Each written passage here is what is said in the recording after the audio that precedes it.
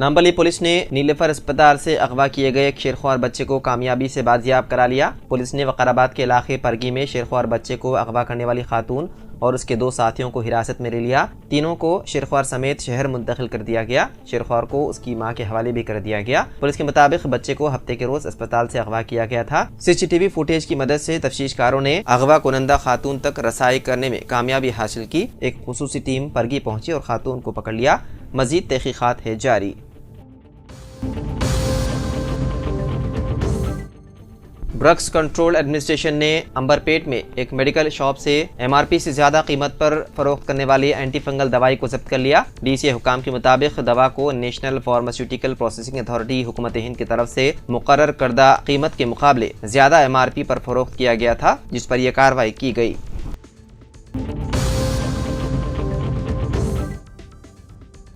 नशे की हालत में एक शख्स ने हफ्ते की रात चंपापेट में ड्रंक एंड ड्राइव चेकिंग के दौरान ट्रैफिक पुलिस एहलकारों पर हमला करने की कोशिश। बताया गया है कि ये शख्स स्कूटर चला रहा था जब मीरचौक पुलिस की एक टीम जो चेकिंग कर रही थी ने उसे चंपापेट पर रोका और ब्रीथ एनालाइजर टेस्ट करने को कहा। ब्रीथ एनालाइजर टेस्ट से तस्दीक हुई कि मज़कूरा शख्स ने शराब नोशी की है। जब पुलिस ने गाड़ी को कब्जे में लेने की कोशिश की तो उस शख्स ने जारहाना अंदाज में सड़क पर हंगामा करना शुरू कर दिया और उसने एक पत्थर उठाया और पुलिस एहलकारों पर हमला करने की कोशिश की।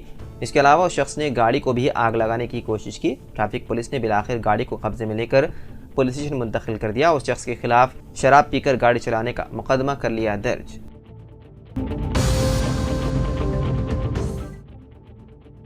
बहुजन समाज पार्टी सरबराह मायावती ने कहा कि बीएसपी अब दोबारा कभी ज़िमनी इंतखाब नहीं लड़ेगी। बहुजन समाज पार्टी की सरबराह मायावती ने महाराष्ट्र और झारखंड की असेंबली सीटों और उत्तर प्रदेश की 9 असेंबली सीटों पर हुए ज़िमनी इंतखाबात के नताइज के बाद अपना रद्द-ए-अमल दिया। उन्होंने कहा कि जब तक इलेक्शन कमीशन जाली वोटिंग रोकने के लिए कोई कदम नहीं उठाता, हमारी जमात ज़िमनी इलेक्शन नहीं लड़ेगी। बीएसपी सरबराह मायावती ने कहा कि इस बार उत्तर प्रदेश में 9 असेंबली सीटों पर हुए ज़िमनी इंतखाबात में वोटिंग हुई और कल जो नताइज आए, इस हवाले से लोगों में आम चर्चा है कि मुल्क में पहले ताकत का इस्तेमाल करते हुए बैलेट पेपर के जरिए इलेक्शन जीतने के लिए जाली वोटों का इस्तेमाल किया जाता था और अब ये काम ईवीएम के जरिए भी किया जा रहा है, जो कि जमहूरियत के लिए इंतहाई अफसोसनाक और तशवीशनाक मामला है। इसके अलावा संभल वाक़े के बारे में मायावती ने कहा कि संभल में जामा मस्जिद के सर्वे के सिलसिले में इतवार को जो पुरतशद्दुद वाक़या पेश आया, उसके जिम्मेदार ज़िला इंतज़ामिया और हुकूमत के लोग हैं।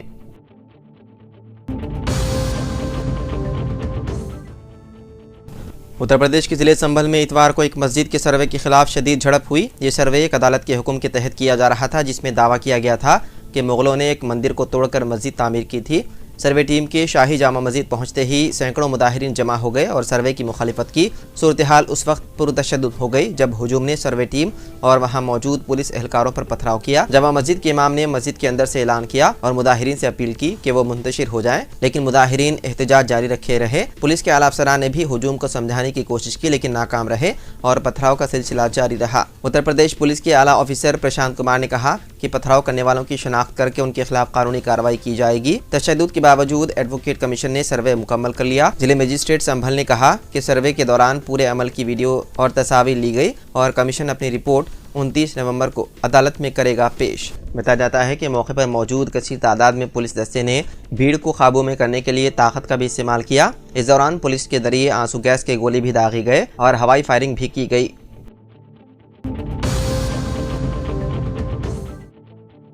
महाराष्ट्र के सलाड़ असेंबली हल्के से शिंदे ग्रुप के उम्मीदवार अब्दुल सत्तार ने चौथी बार कामयाबी हासिल कर ली। उनके नतीजे का ताखीर से ऐलान हुआ क्योंकि दोनों के दरमियान सख्त मुकाबला था। उन्होंने ठाकरे ग्रुप के उम्मीदवार सुरेश बुनकर को शिकस्त दी। दोनों उम्मीदवार आखिरी राउंड तक बराबर थे। बिलाखिर अब्दुल सत्तार 2420 वोट लेकर कामयाब हुए। सत्तार को 1,37,960 वोट मिले, जबकि सुरेश बनकर को 1,35,540 वोट मिले।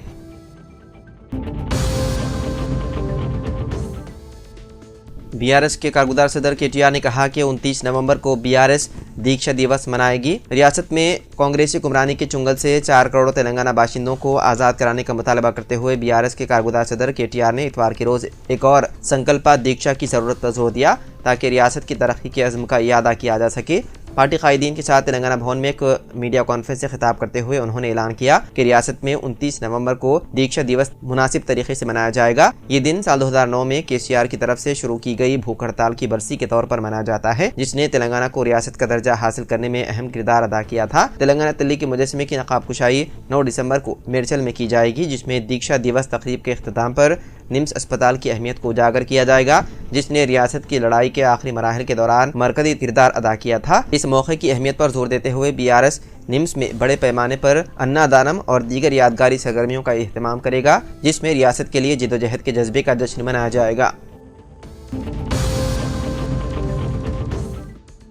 उस्मानी यूनिवर्सिटी ने संगीन खिलाफ वर्जियों के इल्ज़ाम पर हिंदी महाविद्यालय डिग्री कॉलेज का आर्जी इल्हाक मनसूख कर दिया, जिसमें तालीमी रिकॉर्ड की जालसाजी और तलबा के नताइज की गलत रिपोर्टिंग शामिल है। उस्मानी यूनिवर्सिटी ने यूनिवर्सिटी ग्रांट कमीशन और Telangana council for higher education से कॉलेज की खुद मुख्तार हैसियत को मनसूख करने की भी सिफारिश की। उस्मानी यूनिवर्सिटी की एक तहकीकात से बात सामने आई है कि साल 2019 था साल 2022 तालीमी सालों के दौरान कॉलेज ने अंडर ग्रेजुएट छठे सेमेस्टर के इम्तिहानात के लिए हेरा फेरी के नताइज जमा कराए और 49 फेल होने वाले तलबा को पास होने और 5 पास होने वाले तलबा को फेल करार दिया। TR यानी कि टैबुलेशन रिकॉर्ड्स में तादाद के बाद एक जामे इंक्वायरी का हुक्म दिया गया।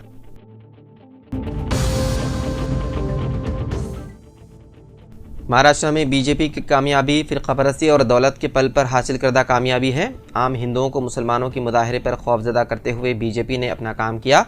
इन ख्यालात का इजहार जनाब आमिर अली खान रुकन कानून साज कौंसिल ने किया। उन्होंने मुल्क की रियासतों झारखंड और महाराष्ट्र इंतखाबी नताइज पर कहा कि महाराष्ट्र में कांग्रेस और इत्तेहादी जमातों के बेहतर मुजाहरे की उम्मीद थी और जिस अंदाज में मुकामी मसाइल पर BJP की नाकामी और अवाम मुखालिफ पॉलिसियों को पेश किया गया, इससे कांग्रेस को बेहतर नताइज की उम्मीद रही। ताहम आम हिंदुओं को BJP ने खौफजदा किया और ओवैसी ब्रदरान की सरगर्मियों का भरपूर फायदा रास्त BJP को हासिल हुआ। इसके अलावा आमिर अली खान साहब ने कहा कि वायनाड से प्रियंका गांधी की कामयाबी को तारीखी करार दिया और कहा कि प्रियंका गांधी की कामयाबी मोदी के लिए परेशानी का सबब बनेगी।